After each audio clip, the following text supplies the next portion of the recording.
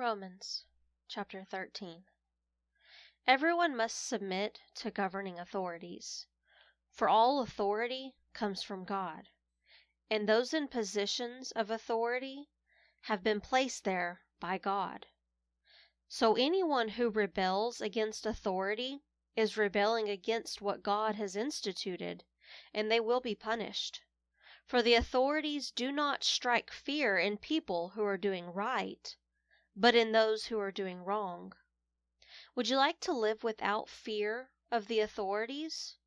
Do what's right, and they will honor you. The authorities are God's servants, sent for your good.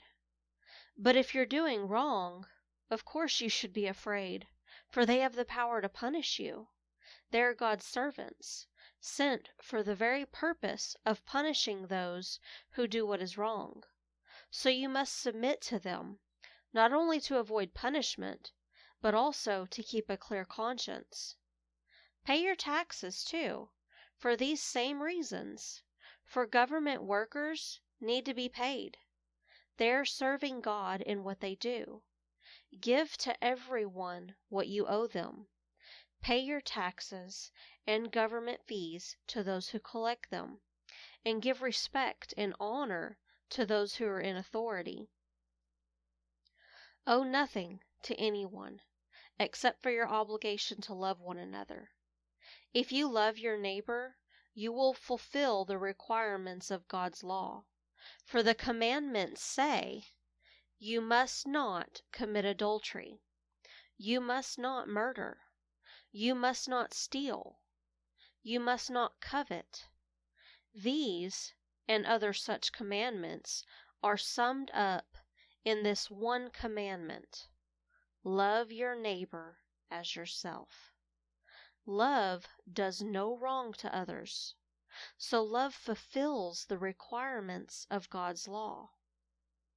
This is all the more urgent, for you know how late it is. Time is running out. Wake up, for our salvation is nearer now than when we first believed. The night is almost gone. The day of salvation will soon be here. So remove your dark deeds like dirty clothes, and put on the shining armor of right living.